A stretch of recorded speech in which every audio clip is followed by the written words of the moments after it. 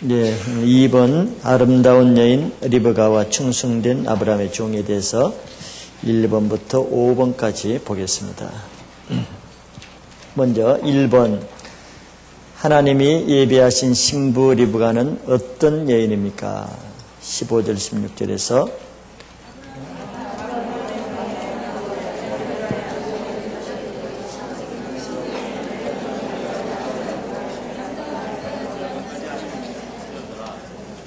여러 가지를 알 수 있죠.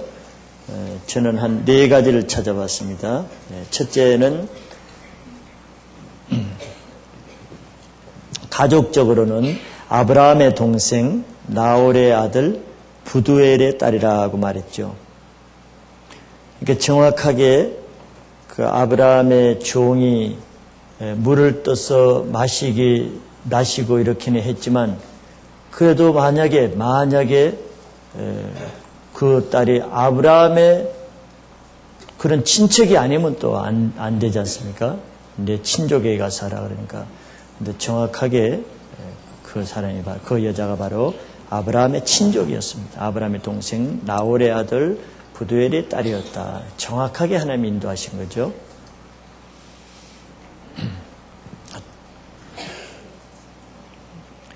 두 번째는 리브가는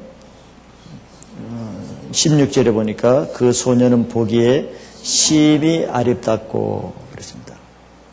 아주 적당히가 아니고 심히 대단히 아름다웠다는 것이죠.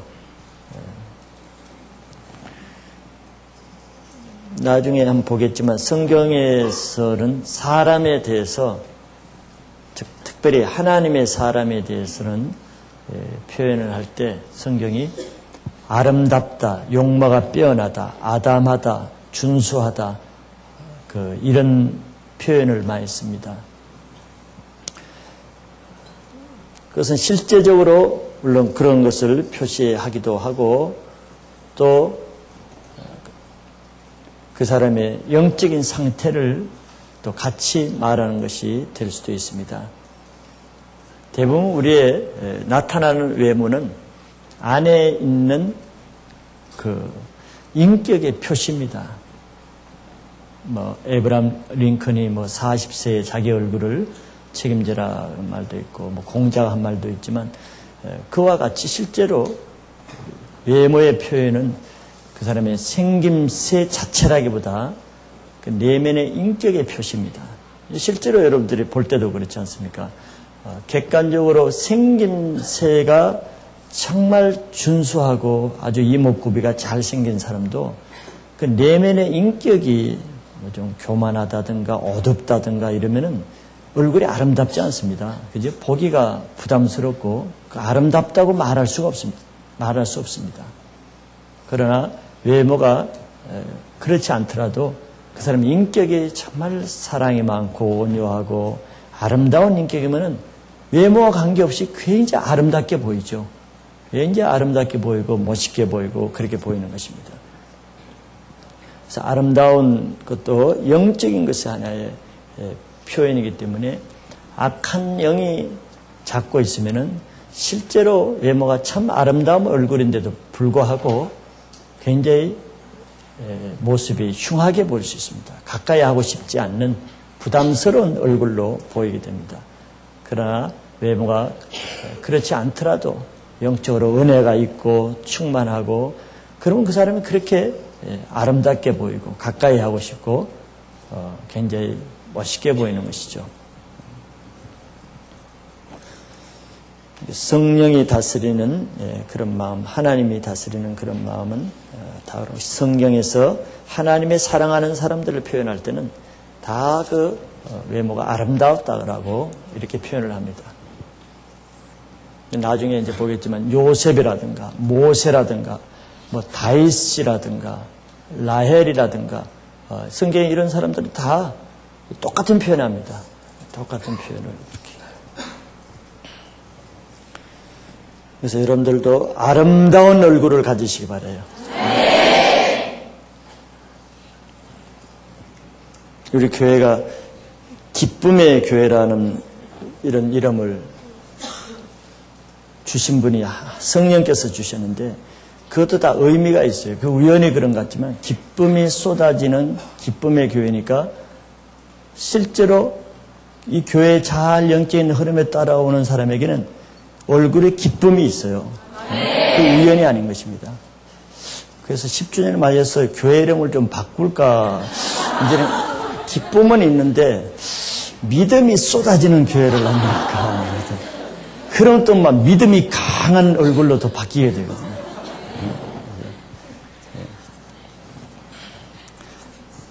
여러분들의 얼굴은 기쁨이 충만하기 때문에 다 아름다운 얼굴이니까 자신감을 가지고 얼굴을 드러내놓고 다니시기 바랍니다. 세 번째 리브가를 성경이 어떻게 표현하고 있느냐 하면은 66절에 계속해서 보면은 지금까지 남자가 가까이 하지 아니한 처녀들아 그랬습니다. 결혼 전에 리브가는 몸을 잘 지키고 순결을 지킨 여자였다고 성경이 표현하고 있죠. 시대가 바뀐다고 해서 시대에 따라서 하나님의 말씀이 바뀌는 것 절대 아니라는 것을 명심해야 됩니다. 어느 시대나 똑같은 거예요. 어느 시대나. 여러분들이 동성연애 성타락이 20세기부터 시작된 줄 압니까? 인간이 존재할 때부터 타락은 시작된 거예요. 그런 것은. 오늘날이면 오늘날 시대인데 무슨 순결.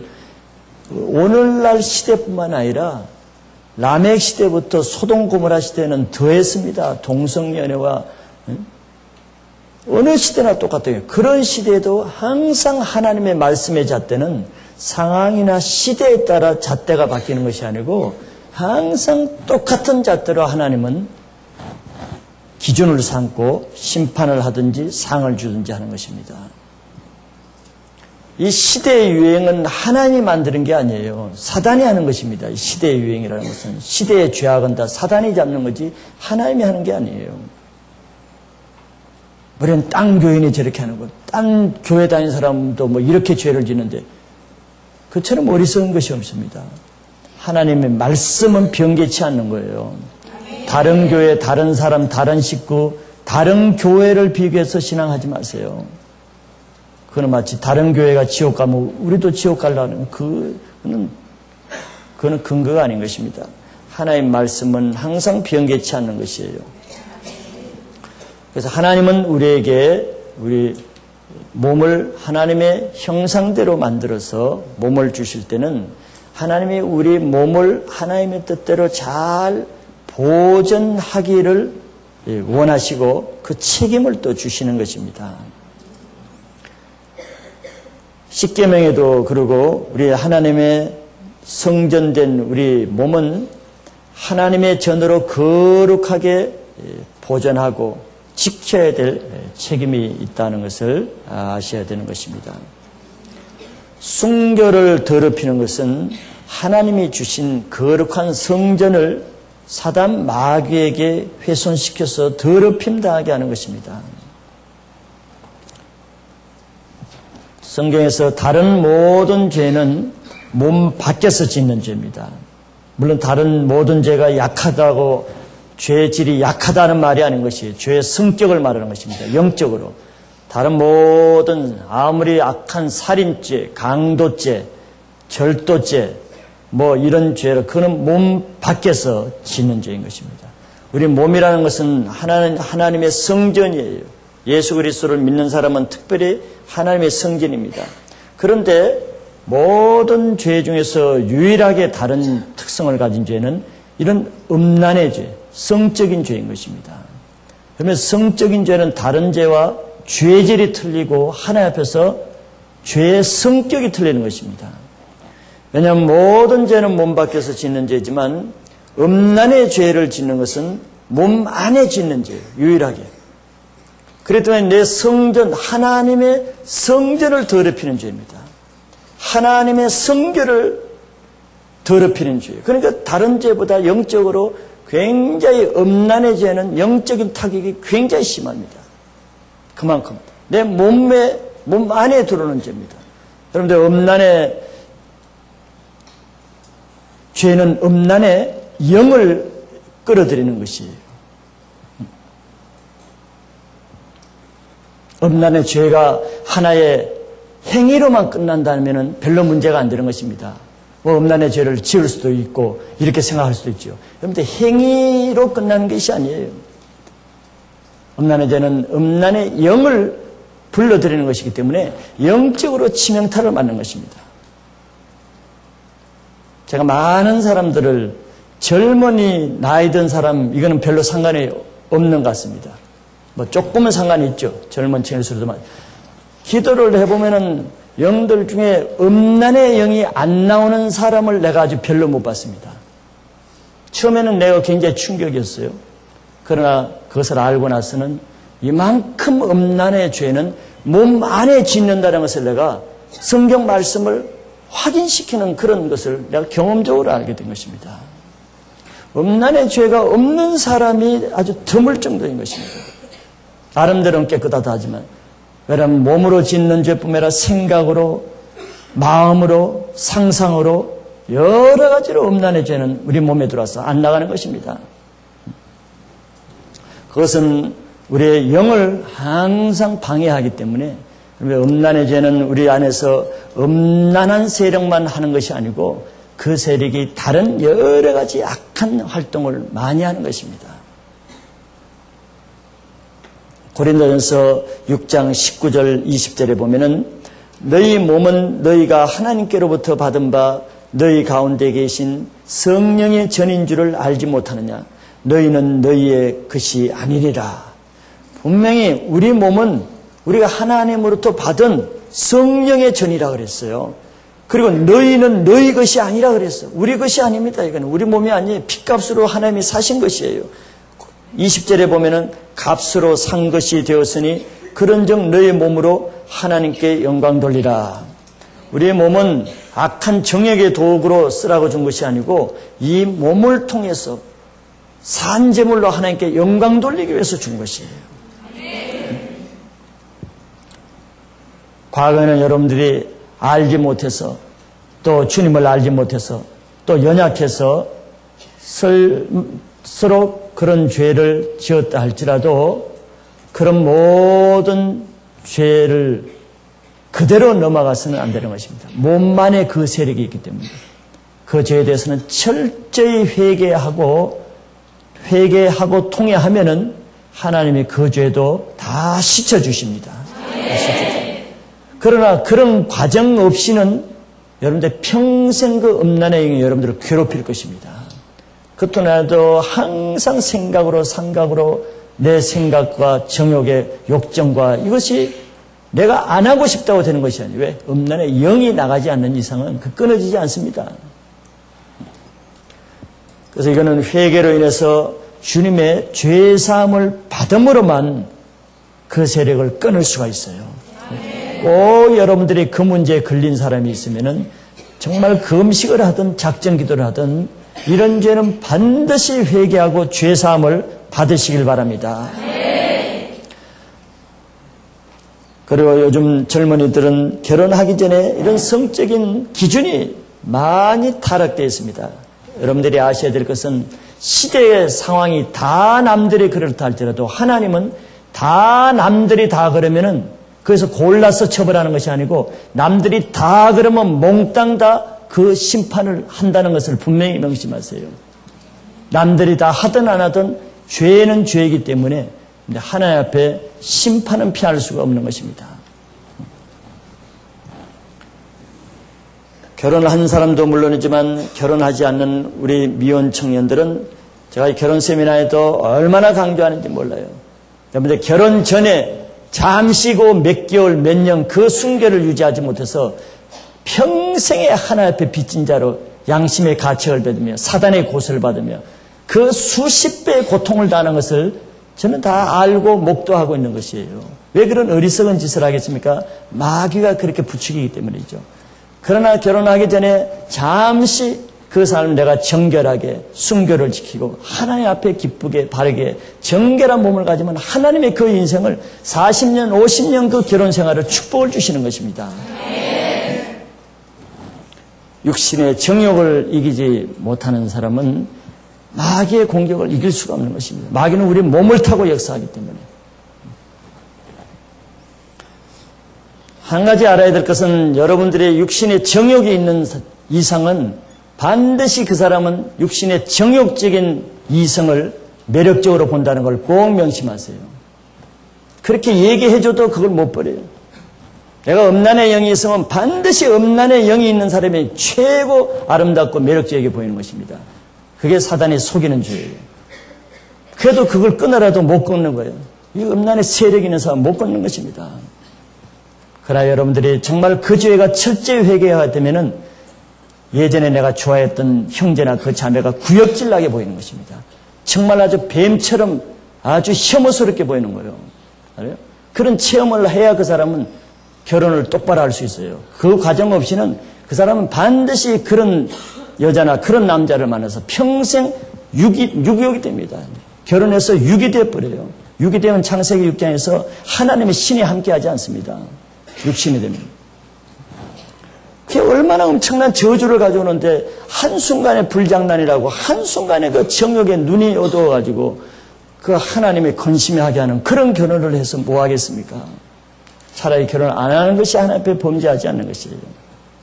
결혼을 안 했으면 안 했지. 아브라함처럼 이삭이 자기 아들을 결혼을 안 시켰으면 안 시켰지. 하나님이 근심되는 결혼을 하지 않겠다고 작정을 하면은 하나님이 그 사람을 좋은 배우자를 주실 것은 나는 명확하냐는 거예요. 그런 결혼을 하시길 바랍니다. 리브가는 천만인의 의미가 되는 아브라함의 믿음의 조상인 며느리가 될 자격을 보세요. 지금 자격을 보시라. 정말 마음씨가 아름답고 육적으로도 순교를 지키고, 네 번째 하나 더 우리가 볼 수 있는 것은 근면하고 성실했다는 것입니다.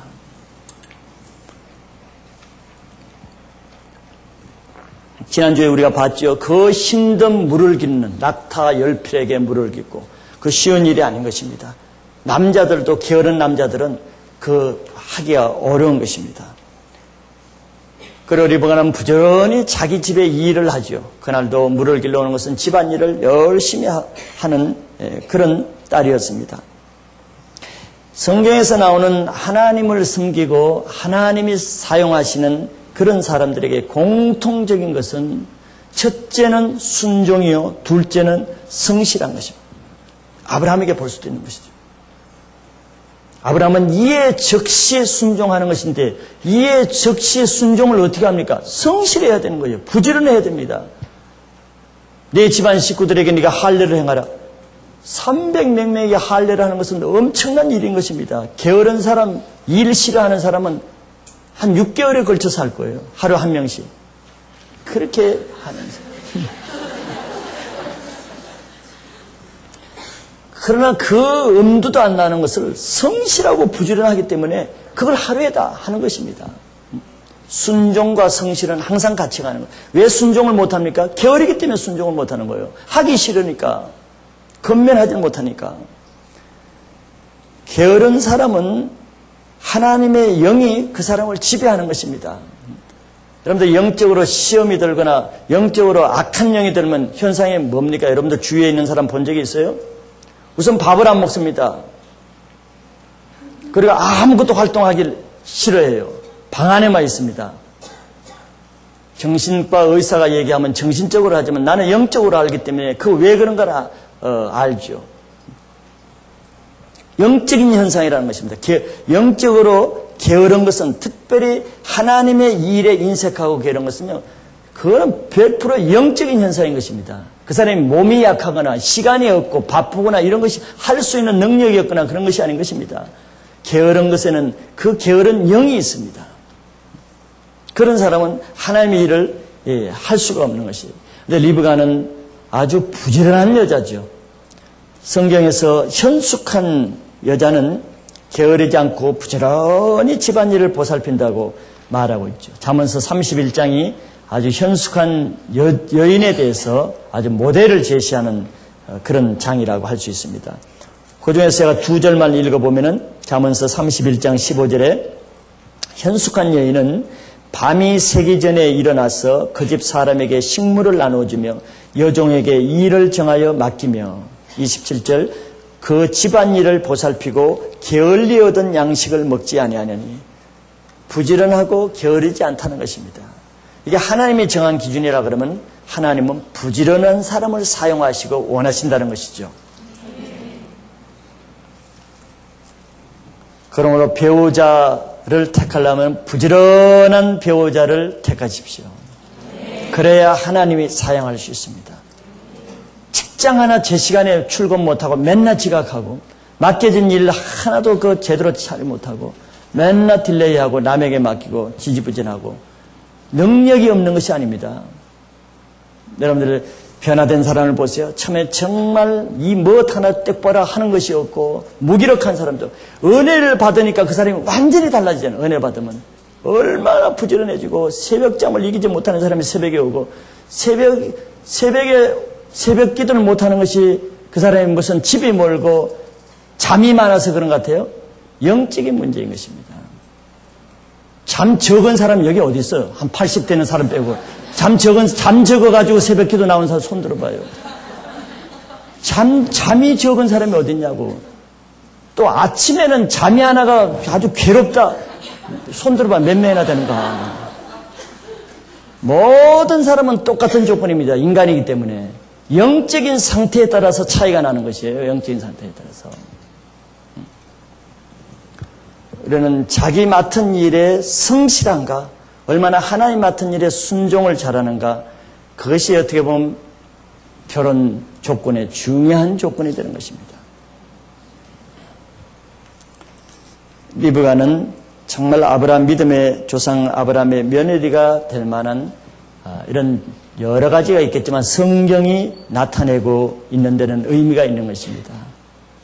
리브가는 이런 여인이었다는 것을 기록하고 있는 것이에요. 우리 형제 자매들은 다 이런 좋은 배우자가 되기를 힘쓰시기 바랍니다. 무슨 말하면 좋은 배우자를 얻기를 노력하지 마세요. 그거는 공짜 심리고 그거는 놀부십니다. 심리라고. 내가 좋은 배우자가 되어주려고 힘써야지, 나는 엉망진창하면서도 좋은 배우자를 얻기를 원하는 것은 도덕의 심리죠. 그래서는 좋은 배우자를 붙여줘도 나쁜 배우자로 만듭니다. 자기가 정말 좋은 결혼을 하고 싶습니까? 좋은 배우자를 얻기 원합니까? 내가 먼저 성경에 나오는 이삭과 같이, 리브가와 같이, 아브라함과 같이 내가 먼저 좋은 배우자가 되면은 하나님이 그게 맞는 배우자를 붙여주시는 거예요. 그런 좋은 결혼을 할 수 있기를 바랍니다. 그런데 결혼을 가만히 여러분들 한번 분석해 보세요. 결혼은 어떻게 이루어지는가? 주로 믿음과 정비례 하는 경우가 태반입니다. 결혼할 때가 되면 갑자기 이상한 짓을 해서 믿음이 좋아지거나 믿음이 없던 사람이 갑자기 믿음 행동을 하는가? 자기가 하는 것이 아닙니다. 결혼을 하나님이 하시고자 하면 먼저 그런 하나님에 대한 열정을 주고 믿음을 주고 헌신을 주고 하나님 먼저 새 마음을 주세요. 믿음에 따라 되는 것입니다. 특별한 이변은 또 있어요. 하나님이 더 큰 일꾼으로 세우고자 하는 사람은 한 40세까지 이렇게 하기도 하는데 그거는 특별한 케이스고, 특별한 케이스. 일반적으로는 믿음에 만큼 결혼을 하게 돼 있어요. 사실 안 그래요. 믿음이 없는데 결혼하면 그 결혼이 얼마나 어렵겠어요. 감당할 수 없는데. 사실 믿음이 돼야 결혼 생활이 유지되지, 믿음이 안 되면 결혼이 전혀 남남인 사람이 만나서 어떻게 살 거야. 그거 신기한 기적인 것입니다. 그것도 남자끼리 여자끼리가 아니고 전혀 다른 남자와 여자가 모여서 사는 것이 하루 이틀이야 재밌겠지만 3일 지나가면서부터 짜증나고 안 맞고 고통이 따르는 것이 아니라고. 그렇기 때문에 믿음으로 살아야 그것이 사라지는 것이지, 그러지 않으면 결혼 생활이 쉬운 것이 아닙니다. 그래서 좋은 배우자가 되기 위해서 여러분들이 지금 창세기도 듣고 믿음에 훈련하는 거니까 여러분들은 좋은 결혼을 반드시 할 수 있을 것을 믿습니다. 2번, 리브가의 행동에서 그녀의 친절한 섬김, 수고하는 헌신, 아름다운 사랑의 인격이 어떻게 나타납니까? 먼저 첫째, 섬김이 어떻게 나타납니까?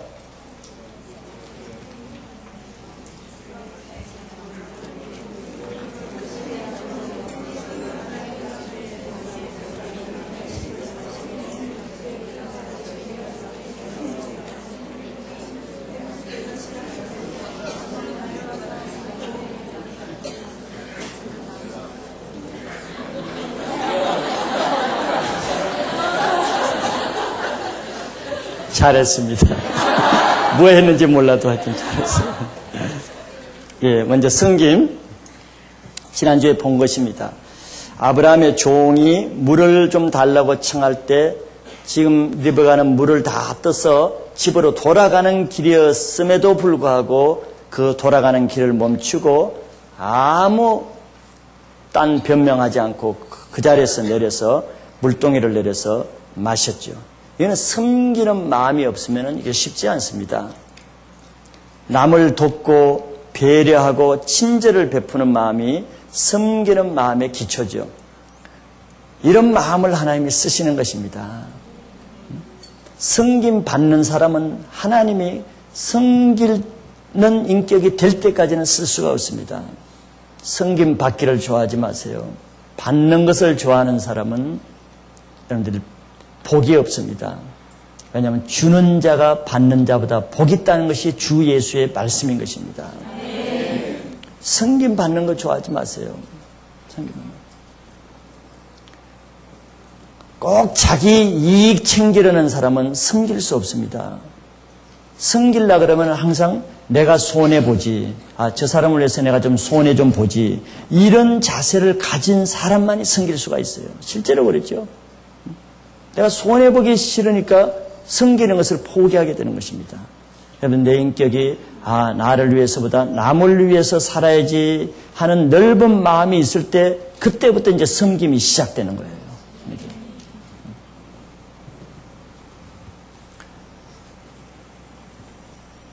두 번째 섬김의 모습은 연이어 같은 거지만 청하지도 않았는데 자원에서 약대에게까지 물을 먹이겠다고 먼저 자청해서 친절을 베풀었죠. 이는 굉장히 큰 친절입니다. 섬김입니다. 섬김도 정도가 있는데 이 정도는 굉장히 헌신의 섬김이죠. 이는 리브가는 남을 마지못해서 의무적으로 예의상, 거칠애로 형식상 우리가 섬길 수도 있어요. 자기 체면과 예의를 봐서. 근데 아브라함의 종에게 물 한 바가지 주는 것은 예의로 형식장으로 그렇게 할 수도 있습니다. 그런데 약대에게, 열필의 약대에게 물을 뚜주겠다? 이거는 그렇게 못하죠. 형식으로 예의로는 이렇게 못하는 것입니다. 이 정도 되는 데는 그 리브가 속에 섬기는 친절한 섬김의 인격이 있기 때문에 이렇게 할 수가 있는 것이죠. 지금 리브가가 물을 떠서 돌아가는 길이지 않습니까? 그것은 자기가 집에 가서 지금 할 일이 있다는 것이거든요. 물을 떠가서 할 일이 있다는 것이고 가족들이 기다리고 저녁 때니까 저녁 식사를 해야 되고 자기 할 일이 분명히 있는 것이에요. 자기 할 일을 멈추고 포기하고 남을 위해서 배려를 해주는 것입니다. 이것이 섬김의 원리죠. 내가 손해 안 보고는 남을 섬길 수가 없습니다. 손해 안 보는 사람은 신앙생활이 아니죠. 그거는 얻고자 하는 신앙은 신앙이 아닌 것입니다. 예수님은 우리에게 자기 생명까지 주기 위해서 오신 분이기 때문에 정말 아브라함의 며느리가 될 만한 믿음의 조상의 가정에 참 결혼할 만한 그 딸의 인격이 잘 보이는 것이에요. 하나님이 예비하신 거죠. 이삭을 위해서 가장 합당한 배우자를 예비하신 것입니다. 세 번째 하나 더 보면은 그 뒤에 보면은 또 그뿐만 아니라 자기 집에 유숙해서 기꺼이 나그네를 대접하고 또 그 낙타도 자기가 먹이고자 하는 친절한 마음을 제시했습니다. 이것도 예의상으로 할 수 있는 것이 아니고 정말 나그네를 기꺼이 도움을 주고 섬기겠다는 아주 착한 마음을 보여주는 것이죠.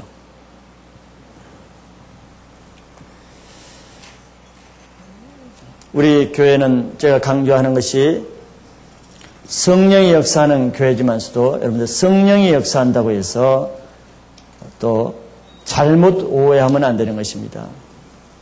성령의 두 가지 큰 양 날개가 있다면은 한쪽은 9가지 은사입니다. 고린도전서 12장에 나오는 성령의 능력인 것입니다. 사도행전 1장 8절에 분명히 성령이 너에게 임하면 권능을 받는다 그랬어요. 물론 성령의 굉장히 중요한 역할입니다. 우리가 할 수 없는 것을 은사를 받으면 그 능력으로 귀신도 쫓고 병을 고치고 모든 은사로 하나님의 일을 알 수가 있습니다. 굉장히 중요한 것입니다. 우리는 이것만 성령이 하는 일로 치중하는 경향이 없지 않아 있습니다. 그러나 우리 교회는 제가 강조하는 것은 능력보다 더 중요한 것이 뭐라고 했습니까? 인격인 것입니다. 성령의 9가지 능력의 은사가 있는 반면에 더 중요한 것은 갈라디아서 5장 23절 이하에 성령의 9가지 인격의 열매가 있다는 걸 아셔야 됩니다. 이것은 어떻게 보면 더 중요한 것입니다. 우리가 하나님의 예수 그리스도의 형상을 담는 것이 신앙의 목표라고 에베소 4장 13절에 말씀하셨듯이 예수 그리스도는 많은 능력을 행해서 하나님의 인정을 받는 것도 있지만 그거는 오히려 약한 것입니다. 예수 그리스도가 하나님의 인정을 받고 영광을 받는 것은 하나님의 마음에 합한 죽기까지 순종하는 인격 때문에 그런 것입니다. 인격 때문에. 인격이 없으면 능력은 아무 효과가 없고 무가치한 것입니다. 늘 제가 비유로 하는 것은 사단도 사단과 하나님 성령과 같은 점이 있다 그러면 능력을 행한다는 것입니다. 그런데 사단이 할 수 없는 유니크한 성령의 역할은 사단은 결코 하나님을 닮은 인격을 가질 수 없다는 것이 차별화되는 것입니다. 그래서 우리는 이게 성령의 역사냐 사단의 역사냐 구별을 그 나타나는 현상만 보고는 구별이 안 되는 것이에요. 능력만 보고는 무당도 여러분들 능력을 행하고 주술가들도 능력을 행하고 사단의 힘을 통해서도 병도 낫고 예언도 하고 지나간 일을 알아맞추기도 하고 점괘도 치고 사단도 하나님이 하는 일을 비슷하게 다 하잖아요.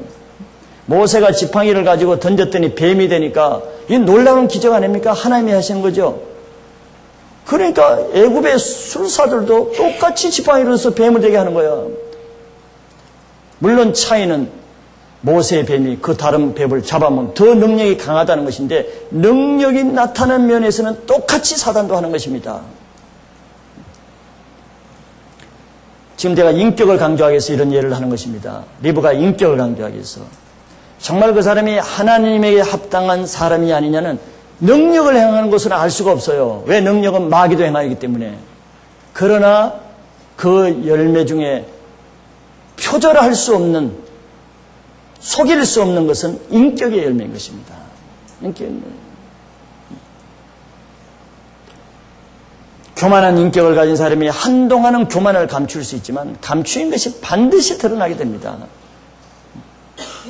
사랑이 없는 인격이 그냥 사랑의 인격으로 잠시 동안 거칠어 날 수 있어도 반드시 사랑이 없는 것이 드러나죠. 언제 드러나죠? 사건을 만났을 때. 사건을 만났을 때. 그래서 그 사람을 진정 테스트하고 어떤 믿음의 시련을 가면 사건을 통과하는 것을 봐야 됩니다. 그에게 어떤 어려운 문제, 이해관계가 끌린 문제, 가정의 문제, 무슨 문제, 사건을 만났을 때 그가 어떤 인격으로 반응하는가를 보고 테스트를 하는 거예요. 사건을 만났을 때. 성경에서 예수님은 양의 가죽을 쓴 이리로 비유를 하고 있습니다. 양의 가죽을 쓴 이리도 양처럼 똑같이 행동할 수 있어요. 어슬렁어슬렁하면 양처럼 또. 그러나 사건을 만났을 때는 본체가 드러나는 거예요. 무슨 사건? 그게 만약에 양의 우리에 사자가 나타났다. 사건이 나타났다. 그때는 사자가 나타나도 양은 양이야. 더 빨리 도망도 못하고 그냥 잡아먹힐 수밖에 없어요. 그러나 이리는 그렇게 하지 않습니다. 사자가 나타날 때. 털을 벗어버리고 손살같이 도망갑니다. 그때는 양하고 다른 모습이 나타나는 거예요.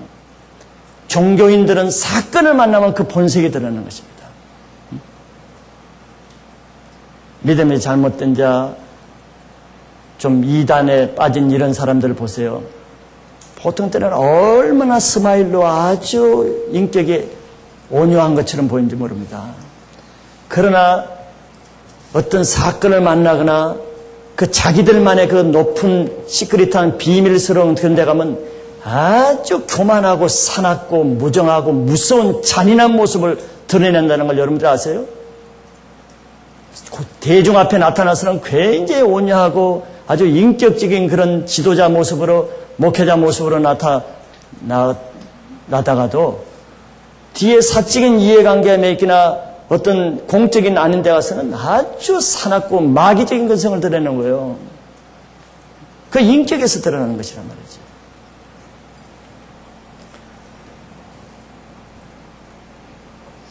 저는 뭐 남의 교회나 다른 사람을 내가 판단하는 마음이 없고 분별을 하기 위해서 정말 성령 사역을 아주 강하게 하고 세계적으로 강하게 하는 이런 성령의 정말 믿음을 강조하고 이런 교회를 내가 뭐 깊이는 몰라도 오가면서 성도들을 대하는데 깜짝 놀란 게 하나 있었어요. 뭔 줄 압니까? 굉장히 불천지라고 터프하다는 거예요. 나는 굉장히 기대를 했거든요. 저 사람이 성령을 정말 하고 믿음이 강하고 존경스럽고 있는데 개인적으로 뭐를 이렇게 했는데 굉장히 불친절하고 아주 터프하고 아주 상처받기 다 좋겠더라고요. 내가 상처가 되겠어요. 내가 그 사람에게 무슨 자세히는 말하지 않겠지만 뭐를 도와주려고 그 사람에게 유익된 도와주려고 그랬던데 뭐예요? 저도 가세요. 이거는 완전히 주객이 바뀌어가지고 내가 그 사람을 도와주려고 하는데 나한테 이거보다 사실은 더 얼굴 자체가 굳어가지고 그 사람은 그 교회를 안내하는 사람이야. 딴 사람도 아니고. 야, 그래서 내가 정말 성령의 한쪽만 강조하고 능력과 은사와 이런 것만 그냥 강조하는 사람은 그 이면의 인격은 정말 너무너무 형편없는 인격이라는 거예요.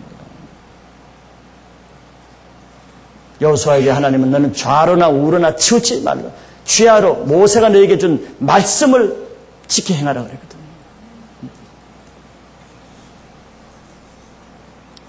우리도 여러분들 너무 막 기도를 열심히 하고 믿음도 좋고 다 좋은데 그 인격이 교만하고 불순종하고 완고하고 그거는 성령의 역사가 아닙니다. 그 사람에게 나타나는 어떤 능력이 있고 아무리 큰 일을 하고 교회에 큰 도움을 주는데 할지라도 한번 점검해 볼 필요가 있습니다. 인격이 성령의 인격이 아닌 사람은 그 사람이 아무리 큰 일을 하고 능력을 했어도 그것이 성령이 한 것인지 그 인격 그대로 정말 악한 영이 한 것인지는 반드시 여러분들은 분별을 해야 됩니다. 그러지 않으면 능력 행하는 사람이 교회 지도자가 되고 막 능력 존경을 해가지고 나중에 그 교회가 혼란에 빠지는 거예요. 사단은 그런 짓을 하거든요.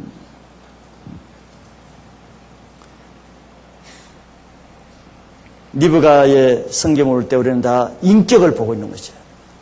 리브가가 뭐 물동이를 크게 옮기고 잘하고 힘이 세다. 그래서 나도 역도를 시켜야겠다.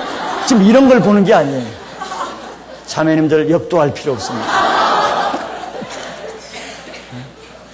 능력보다는 인격이 중요하다는 것입니다. 그것이 참 그리스도인의 인격인 것입니다. 그래서 우리 교회는 성령의 능력을 나타낼 뿐더러 더 중요한 것은 성령의 인격을 드러내는 교회로 바라는 것이 저의 목회 방향인 것입니다. 나는 능력 그렇게 크게 드러나는 거 왜냐하면 교만의 소지가 많아집니다. 사단이 그 사람을 넘어뜨릴 소지가 많아요. 그러나 인격을 드러내면은 그러나 하나님의 그 인격을 쓰시기 때문에 하나님의 놀라운 역사를 인격을 통해서 일하시는 거예요.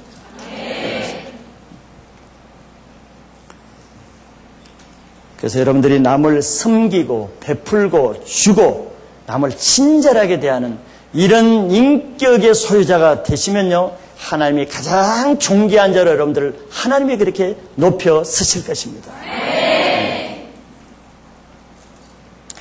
아브라함도 우리가 봤듯이 부지 중에 천사인지 모르고 천사를 잘 섬기고 송아지를 잡고 값진 우유를 치즈를 만들고 값진 고기를 대접하고 섬기는 인격을 보고 하나님이 그 아브라함을 축복해 줬잖아요. 명년 이맘때 내게 아들을 주리라.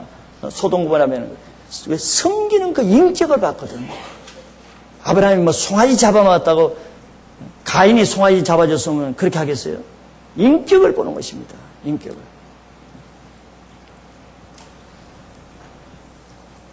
그래서 늘 섬김 받고자 하는 그런 위치에 있기보다는 섬기는 자가 되면은 하나님이 높여주신다는 걸 믿으세요. 누가복음 22장 26절 27절에 이렇게 말하고 있죠. 너희는 그렇지 않을지니, 예수님의 말씀입니다. 제자들에게 하는 말씀이에요. 너희는 그렇지 않을지니 너희 중에 큰 자는 젊은 자와 같고 두목은 섬기는 자와 같을지니라. 앉아서 먹는 자가 크냐 섬기는 자가 크냐, 앉아 먹는 자가 아니냐. 그러나 나는 섬기는 자로 너희 중에 있느니라. 예수님이 정말 섬김 받아야 될 자인데 예수님도 앉아서 먹는 자가 큰 자인 줄 아셔요. 바보가 아니란 말이지. 몰라서 그런 것이 아니라 그럼에도 나는 서서 섬기는 자로 있겠다는 거예요. 우리의 주 되신 주님도 이렇게 하시는데 우리가 주님을 따라하면 복된 인생이 되지 않겠습니까? 두 번째, 리브가에서 볼 수 있는 헌신은 다 본 것이죠. 우리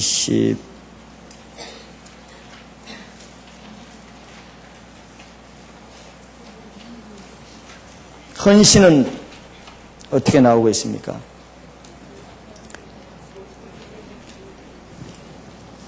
지금까지 본 것이 다 헌신이죠.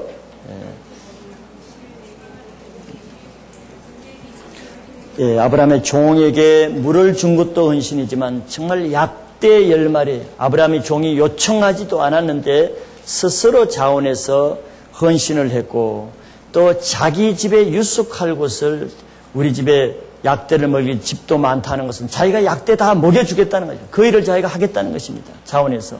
이것은 자원해서 헌신하는 모습입니다. 리브가는 평소에 이런 일을 무서워하지 않고 평소에 이런 많은 일을 집안에서 헌신했기 때문에 이런 일이 특별하게 버겁게 느끼지 않았겠죠. 평소에 안 하다가 갑자기 이렇게 하는 일이 있을까요? 그거는 특별한 일이 없으면 그런 일은 없습니다. 평소에 하는 사람이 평소에 하는 대로 남을 섬기게 되어 있는 것이에요. 이 일을 하기를 귀찮고 게으르게 하는 사람은 정말 이 세상에 할 일이 없는 것입니다. 성경에서 가장 게으른 사람의 특징을 늦잠 자는 사람이라고 그랬죠. 잠언서에. 좀 더 자자, 좀 더 눕자. 게으른 자여 개미에게서 배우라. 성경은 게으른 자를 가장 싫어하는 것입니다. 이 영적인 문제이기 때문에. 성경에서 쓰는 사람을 보세요. 여호수아나 아브라함이나 다윗이나 모세나 성경에 보면 다 그게 뭐라 하냐면 아침 일찍 일어나 새벽을 깨우리라. 아침에 부르는 찬송. 다윗의 시편이나 어딜 보면 다 아침에 일찍. 느헤미야도 아침 일찍. 육체적인 것을 말하는 것이 아닙니다. 하나 앞에 깨어있는 사람은 육체의 게으름을 벌써 극복한 사람만이 하나님의 사람이 된다는 얘기예요. 육체의 한계를 이기시길 바랍니다. 세 번째, 리브가의 사랑의 인격이 어떻게 나타납니까?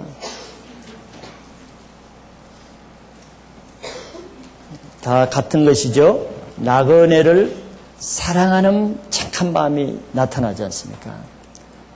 나그네에게 친절을 베풀고 자기 집에 모시고자 하는 이것은 리브가의 마음속에 그 사랑의 마음이 있다는 표시죠.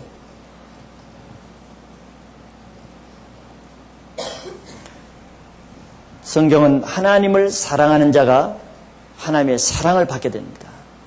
다른 사람을 베풀고 주고 사랑하는 자가 하나님으로부터 그 사랑을 받게 돼요. 왜냐하면 하나님은 자기가 심는 대로 거두게 하시는 분이기 때문에 그렇습니다. 세 번째, 3번, 하나님의 기도 응답을 확인한 후 아브라함의 종이 어떻게 합니까? 26절, 27절에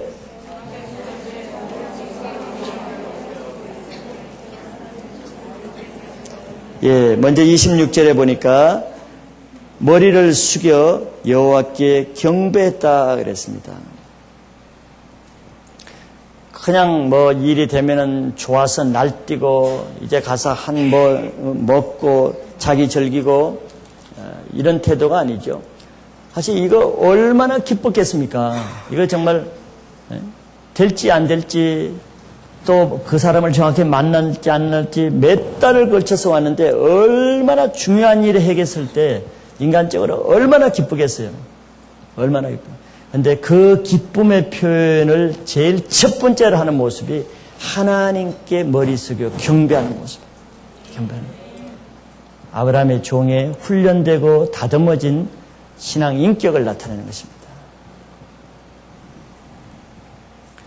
더구나 그 소녀가 아브라함의 친척의 딸임을 확인한 후에는 정말 하나님께 더 감사를 한 것이에요.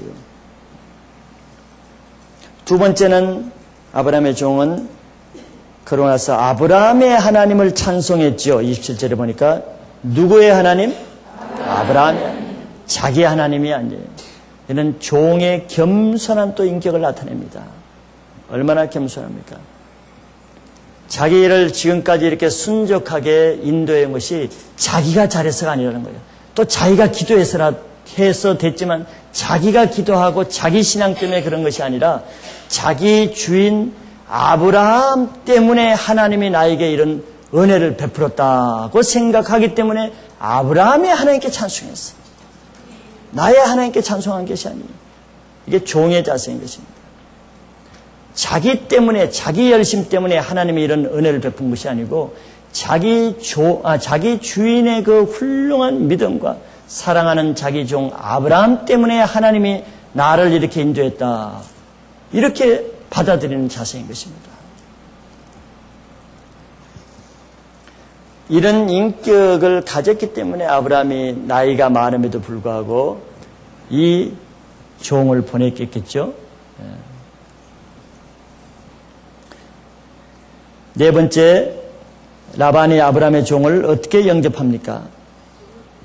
28절, 33절에서 라반은 누구죠? 리브가의 오빠죠. 리브가가 집에 와서 그 사실을 다 말했죠. 자기에게 이러이러한 일이 일어났고 그래서 폐물과 목걸이와 고리를 준 것을 보여줬더니 그것을 보고 라반이 아브라함의 종이 있는 곳에 달려와서 인사를 하고 자기 집으로 모셔갔죠. 그리고 라반도 친절하게 그 약대에게 짐을 부리고 집과 보리를 주고 그 사람에게 발시체를 물을 주고 아주 친절하게 베풀었습니다. 이걸 볼 때 그 가족 전체가 이렇게 섬기는 친절한 그런 가족 분위기인 것을 볼 수가 있는 것입니다. 마지막 5번, 맡은 사명에 충성하는 아브라함의 종의 자세가 어떠합니까?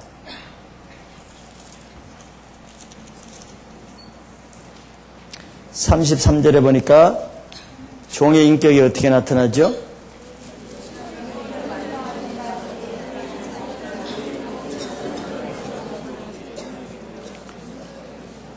예, 그 라반이, 그 리브가의 가족들이 이렇게 먼 길을 아마 수개월 걸렸을 것입니다. 수개월. 몇 달이 걸렸을 거예요. 그리고 얼마나 노중에 그 피곤하고 지치고 허기지고 얼마나 그 시장하고 그런 상태겠죠. 지금 이게 저녁 무렵이니까. 그럼 우리가 상식적으로는 아무리 일이 급해도 금강산도 식후경인데 그 피곤을 좀 풀고 밥을 먹어야 말을 힘있게 잘할 수 있을 거 아니에요. 우리는 인간적으로는 배고프면 짜증이 나니까 밥 먹고 하자 이렇게 하는데 그것이고 성경적이 아닌 것 같아요. 사명감이 없는 그런 모습이. 아브라함의 종을 보면은 정말 배가 얼마나 고프고 시장하고 좀 쉬고 보통 사람 같으면 그날 밥이니까 쉬고 다음날 맑은 정신에 얘기합시다. 아마 이렇게 할 거예요. 맑은 정신. 그런데 아브라함의 종의 자세는 상을 지금 베풀어 놨거든요. 앞에. 드세요 할 때 냄새가 정말 얼마나 구수하고 된장찌개도 있고 막 맛있는데 잠깐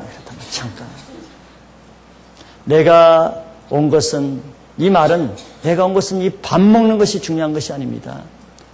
나는 여기에 다른 뜻으로 온 것이 아닙니다.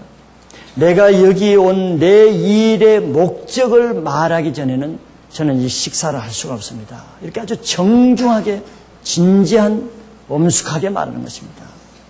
참 대단한 종이죠. 인격을 지금 우리가 계속 보는 것입니다. 하나님이 쓰시는 사람의 인격이 어떤가. 자기를 우선하고 자기 위주로 하는 사람은 이렇게 하지 않죠. 지금 아브라함이 보지도 않는데 아무도 보지 않고 내일 아침에 얘기한다 해도 누구 하나 종이 잘못됐다고 말하지 않습니다.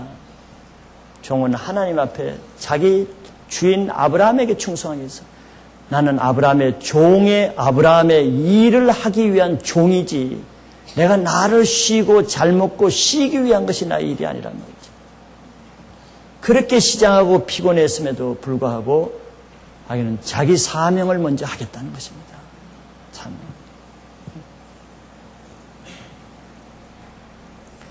빌립보서 2장 21절 22절에 이런 말씀을 하고 있습니다. 저희가 다 자기 일을 구하고 그리스도 예수의 일을 구하지 아니하되 디모데의 연단을 너희가 안 하니 자식이 아비에게 한같이 나와 함께 복음을 위하여 수고하였느니라 그랬습니다. 저희가 다 자기 일을 구해도 그리스도 예수의 일을 구하지 않는 사람이 태반이라는 거예요. 누굴 말하겠습니다. 바울을 따라다니는 사람을 말하는 것입니다. 바울의 제자들을 두고 하는 말이에요. 다 바울을 따라다니는데 바울이 가만 보니까 다 자기 속셈을 따르고 자기를 따른다는 거예요. 바울은 다 그걸 알고 있었어요. 그런데 디모데만은 아니었다고 지금 빌립보 성도들이 말하는 거예요. 디모데는 달랐단 말이에요. 디모데의 연단을 너희가 안 하니 자식이 아비에게 한같이 나와 함께 복음을 위하여 수고하였느니라.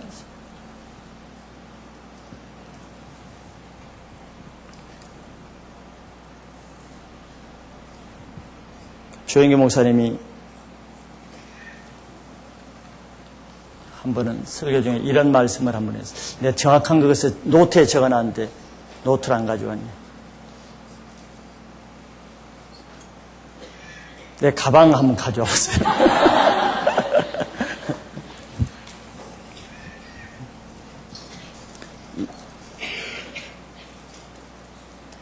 자기 교회가 순복음교회가 60만, 70만이 되지만 다 하나님께 충성하는 사람이 아니라는 거예요.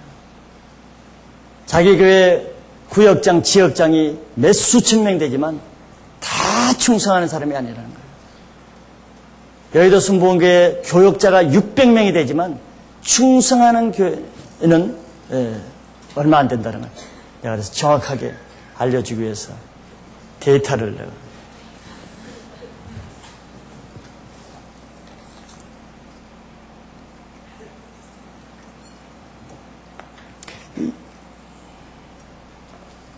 이게 파레토 법칙이라는 것을 인용해서 이런 파레토 법칙, 경제학 법칙, 파레토 경제학 전공하신 분 기억나시죠? 백화점 매상이 80% 매상이 20%의 단골 고객에 의해서 이루어진다는 거예요.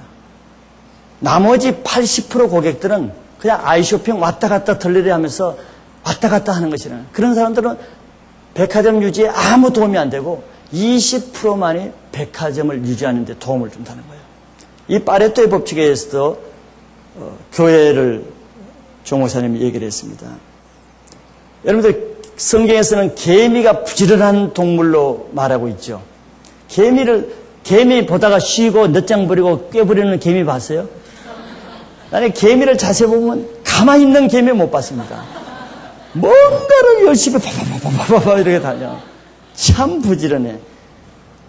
근데 어떤 또 할 일 없는 사람이 그 개미를 조사를 했는 모양이야.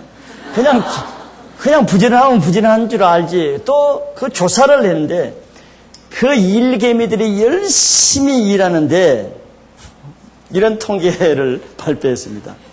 그 개미 중에 20%만 열심히 일하고 60%는 오용부용하고 20%는 논대요. 와, 놀라운 일이야.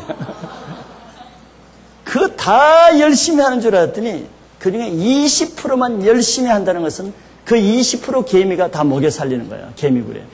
그리고 60%는 어영부영한데 그냥 왔다 갔다 하는 거야. 일하는 것처럼 왔다 갔다 하고. 그리고 20%는 아예 어디 안 보는 데 가서 숨어서 쉬는 거야. 낮잠 자는 거야. 이게 우리 사람도 똑같다는 걸 비유하면서 이 말씀을 한 것입니다. 여의도 교회에 7,000명의 구역장이 있다 그래요. 7,000명의 구역장이 있는데 자기가 볼 때는 10%만 열심히 한다는 거예요. 나머지 90% 구역장은 타이틀만 가지고 어영부영 한다는 거예요. 자기 교회에 600명의 교역자가 있는데 그때 교역자가 거기 다 앉아 있었어. 그러면서 죄송합니다. 그러면서 말씀하는데 100명 정도만 열심히 하지 500명은 어영부영 눈치 보면서 대충 시간 때우는 목회를 한다는 거예요.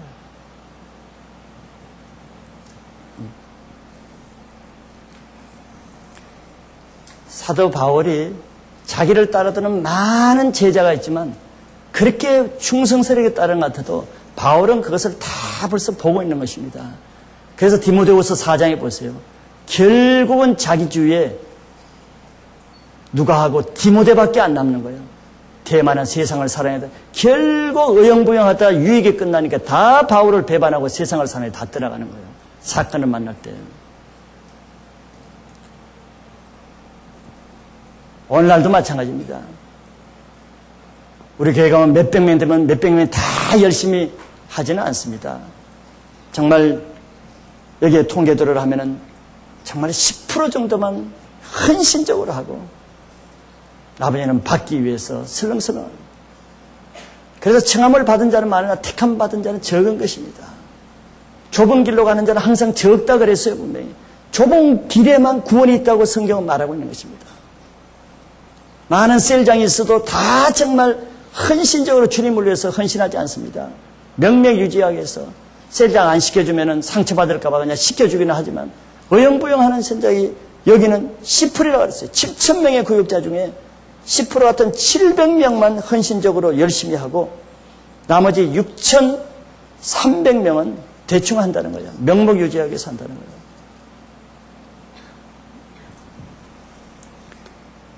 아브라함의 종혈 보세요. 참 얼마나 충성스러운가. 아브라함의 가정에는 전에도 말했지만 정확하게 뭐지만 세월이 지났기 때문에 최소한도 318명 그 어라운드 유지를 했을 것입니다. 400명의 종이 있었지만 아브라함은 종을 다 파악하고 있는 것입니다. 누가 어영부영하고 누가 충성하고. 그런 나이가 제일 많은 이 노종이 평생을 가만히 봐도 한결같이 아브라함에게 충성하는 인격을 보고 이 아브라함의 종을 택했는데 예상대로 아브라함이 믿은 대로 얼마나 정직하고 충성되고 아브라함 중심으로 얼마나 마음의 인격이 아름답습니다. 바로 하나님이 쓰시는 사람은 이런 사람입니다. 인격 없이 일하지 마세요, 여러분들.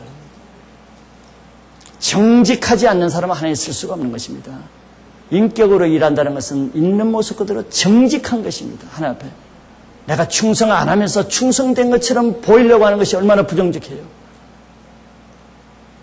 내가 부족하면서도 완전한 것처럼 보이려는 것이 얼마나 가식이냐 말이죠.